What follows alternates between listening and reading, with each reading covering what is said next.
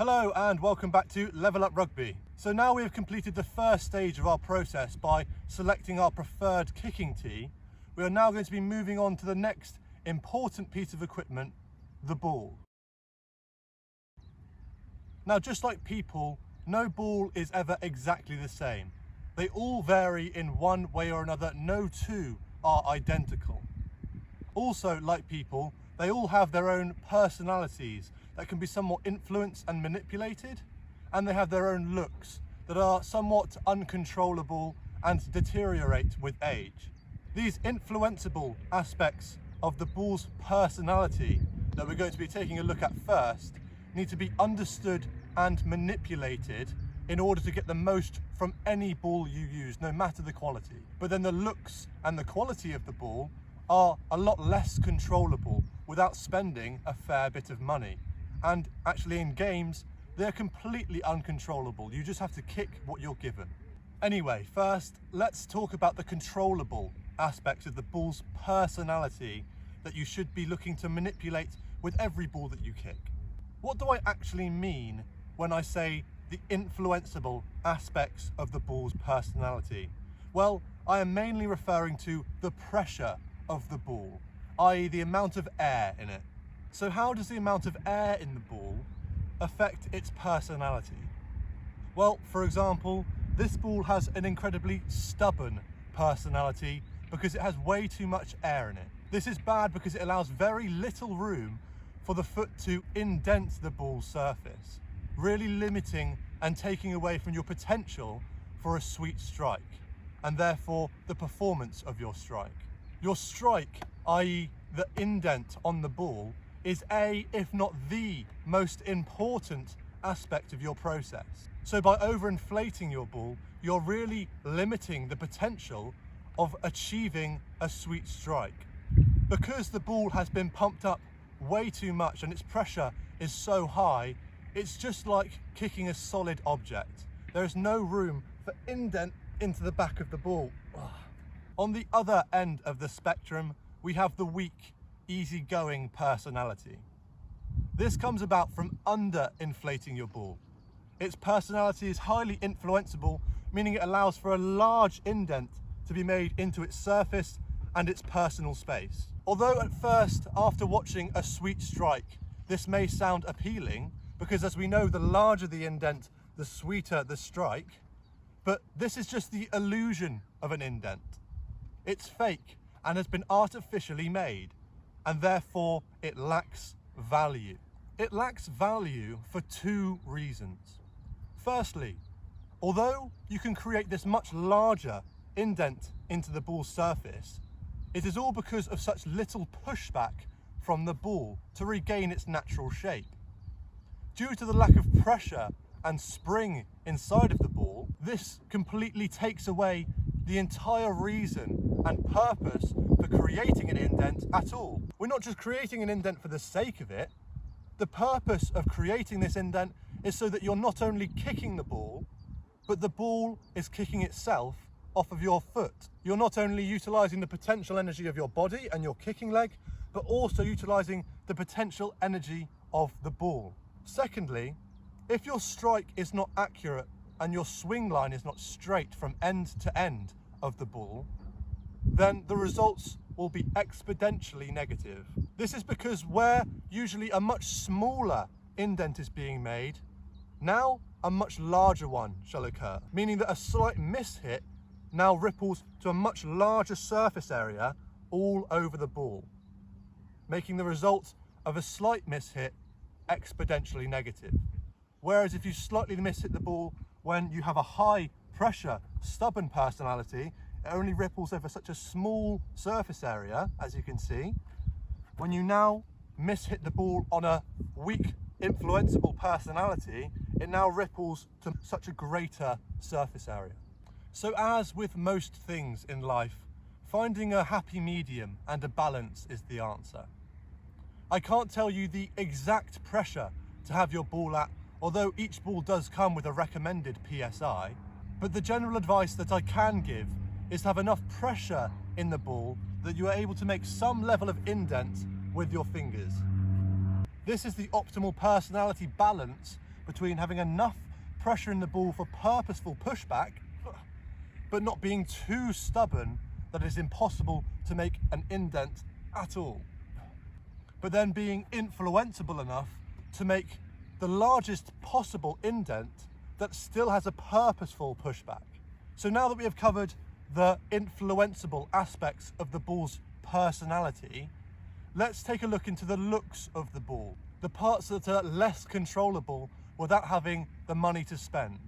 Now, in my opinion, there are 4 factors that determine the quality of the looks of the ball. First up is the grip on the ball. Now, there are 2 ways that manufacturers create grip on the ball, either through nipples all over the ball's surface or through the actual material of the surface of the ball. Now, when it comes to goal kicking, the grip on the ball doesn't actually have as much of an effect on your goal kicking in the way you think it might. You may be inclined to believe that the grip on the ball has the biggest effect on your accuracy when goal kicking, which to some degree it does. But actually, the bigger effect of the grip on the ball, again, is on the quality and performance of your strike. What you'll tend to find with lower quality training balls is that manufacturers decide to go with the nipple approach to create grip on the ball. However, this leads to the ball's shell, its surface, being rather tough and hard. This isn't ideal because the tough outer shell is not malleable, and you're not able to make as big of an indent into it, thus not making as sweet of a strike. On the other hand, with higher quality premium match balls, manufacturers tend to go with the sticky surface material route. Yes, they still have nipples over their surface to some degree to aid with catch pass and handling in games, but it's not to the point where it sacrifices the kicking potential of the ball through a tough surface area. It predominantly relies upon the stickiness and texture of the material of the ball for its grip. This allows the surface of the ball to be soft and malleable rather than tough and hard, meaning that you feel that you get a much sweeter strike on the ball, allowing for a much larger indent to its surface because its surface is softer and more malleable. So it's not really about the grip on the ball at all. The grip should really have little effect on your goal kicking. The grip of the ball on your boot doesn't really come into the equation of accuracy when you're striking in a straight line. It's more then about the side effects of what style of grip the ball has, i.e. how tough the skin and outer shell of the ball is.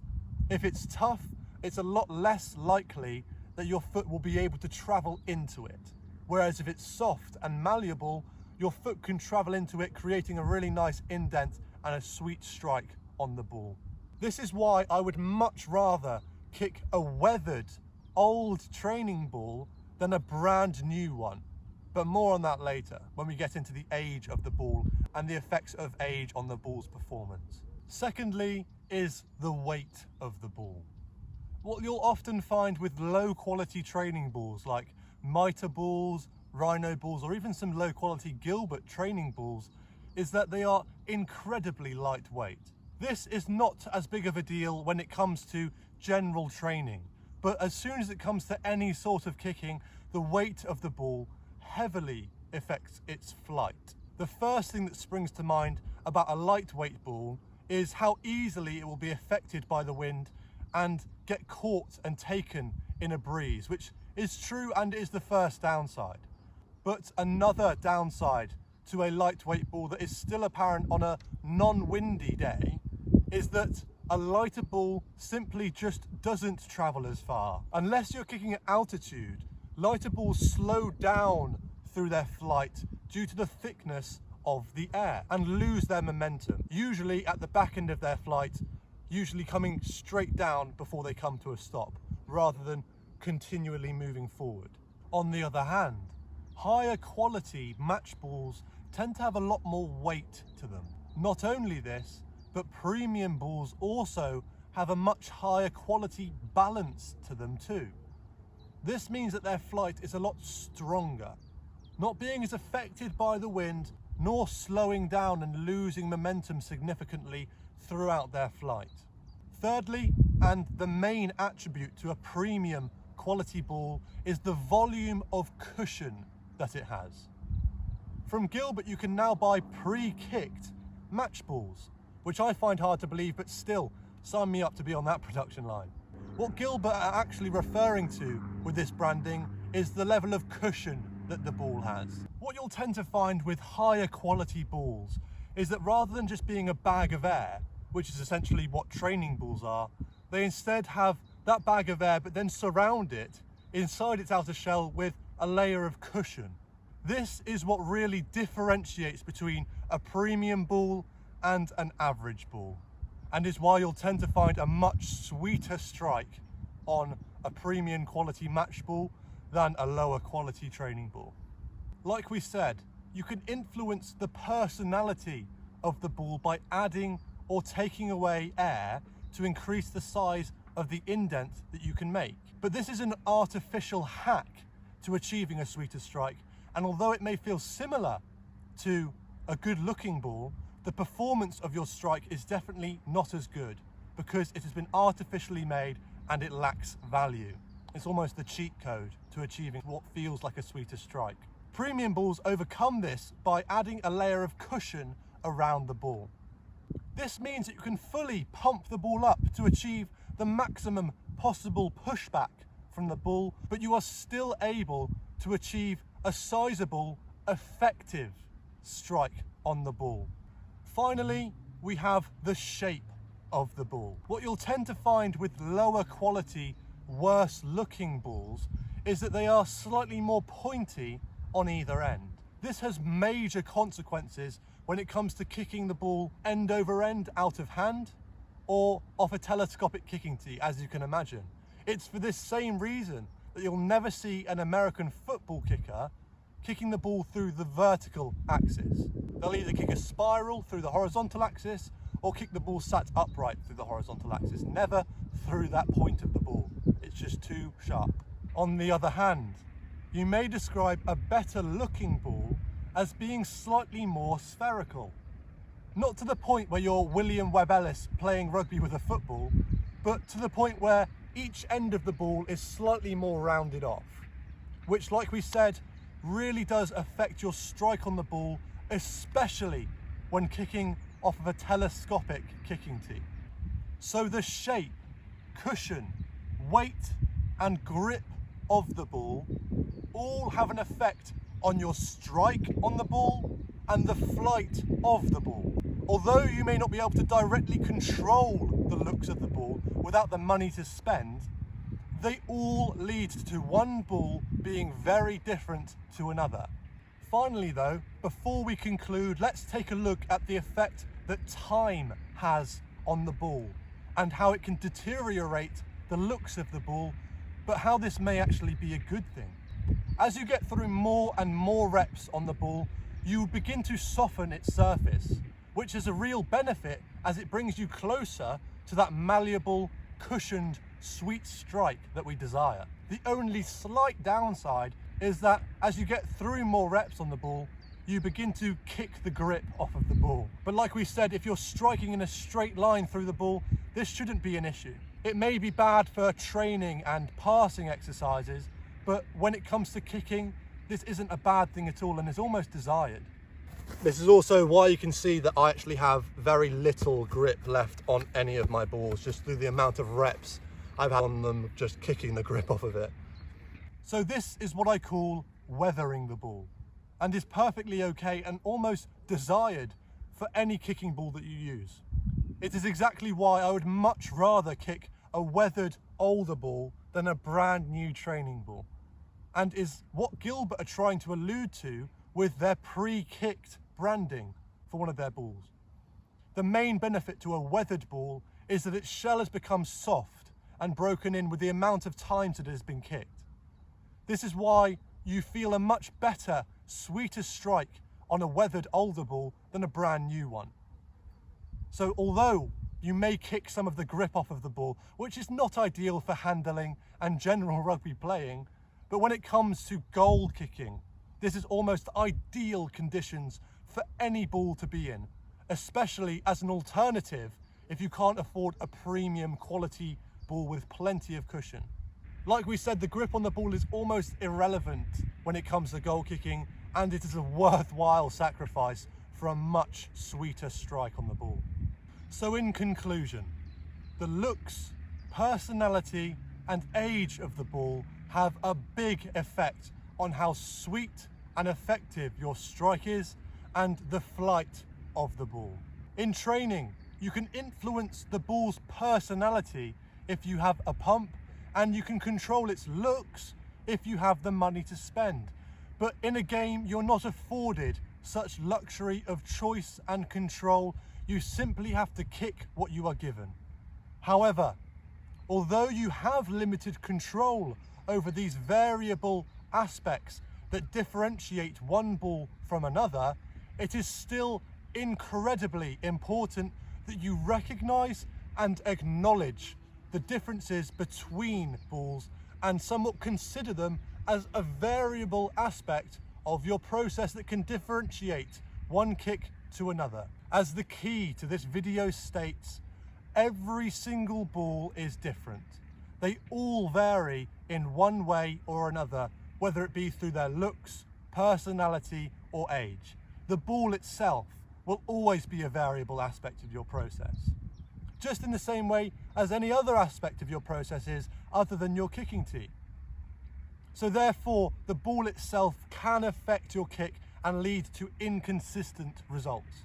Of course, you can't always blame a poor result completely on the ball, but sometimes the difference between the ball you just kicked and the ball you're about to kick can have a bigger effect on the performance of your strike and the result of the kick than you may first think.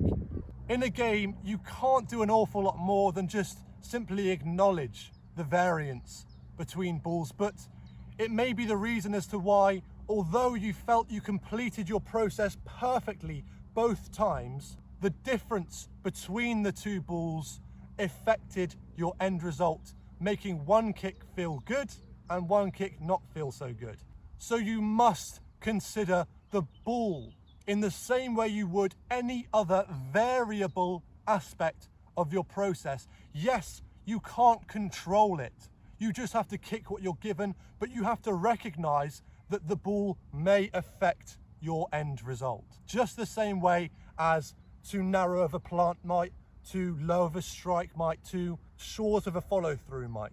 Any of these variable aspects can affect the performance and the end result of your kick. But even if you complete your process perfectly, the difference between one ball and another can affect the end result. So you need to recognize the difference between balls and consider them as a variable aspect of your process. However, when it comes to our training, there are ways that we can overcome this variance between balls. We can try and purchase all of the exact same premium quality balls, which is very expensive and not the best option. You can try and manipulate the personality of each ball so they try to match each other as close as possible, but like we said, they will never be exactly identical. Another approach that you may take in your training is to kick that ball and then chase after it, bring it back and then kick it again. So there is no variance because you're kicking the same ball over and over again. But I wouldn't advise this. It can get a bit tiring unless you're training under fatigue and that's the aim. It can be a bit of an inconvenience to chase after your ball and bring it back every time. So the final way of overcoming this variance between your kicking balls in your training is by kicking into nets. I'll see you next time.